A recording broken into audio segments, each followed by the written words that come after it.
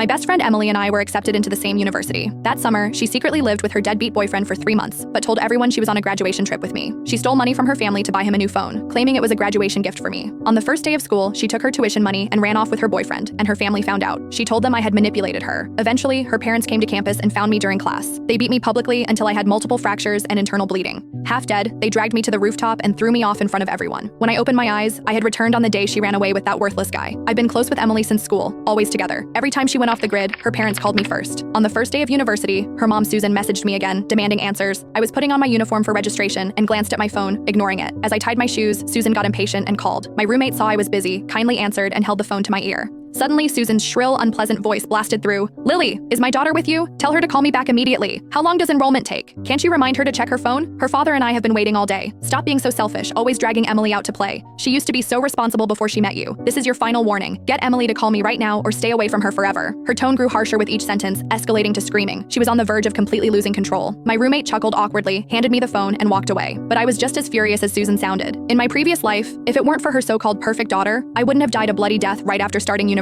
Just because I was Emily's only friend, I became the excuse to cover up her relationship with that loser Mike. Countless times I'd be in class when Susan called, demanding to know where her daughter was. I'd lie to her mother, following Emily's instructions, until one day Susan came to my classroom and caught me in a lie. She slapped me across the face and flipped my desk in public. From then on, I became the villain corrupting her daughter in her eyes. Later, I tried to distance myself from Emily, but we still ended up at the same university by chance. And even when I was thrown off a roof to my death, they believed they'd removed a bad influence from their daughter's life. This time, I won't let myself walk that path again. When I didn't reply, Susan grew more impatient. "Can't you hear me? Emily's right there with you, isn't she? Stop pretending, tell her to call me." I smirked and spoke to the air. Emily, your mom's looking for you." The air, of course, didn't answer. Before Susan exploded, I slowly said, "Sorry, Emily's at the gym. The music's too loud. She can't hear you. She'll contact you when she's done." After that, I hung up with a dark expression. I turned and left the dorm for our first physical education class. After gathering on the field, the teacher started us off tough. We had to run 5 laps around the track. When he finally called stop, everyone collapsed on the ground, completely spent. I wiped the sweat from my brow when 2 familiar figures approached from across the field. Susan's shrill voice carried over. "Excuse me, I'm looking for my daughter Emily, the one with the best grades in the class." My heart sank. I didn't expect them to come so early, so I quickly got up to head to the restroom. But as I turned to leave, Susan grabbed my hair and yanked hard. "You little bitch, why are you sneaking away? Feeling guilty, huh? Tell me, where's my Emily? She hasn't seen me or her father all summer, always off with you, even bought you expensive gifts. You little slut, is this how you treat a friend?" I checked the gym class roster with the teacher. Emily's name isn't on it. With that, Susan pulled my hair violently, and I fell backward onto the ground. Her face was twisted with rage, eyes full of hate. I'd just finished running, my legs were weak, and before I could get up,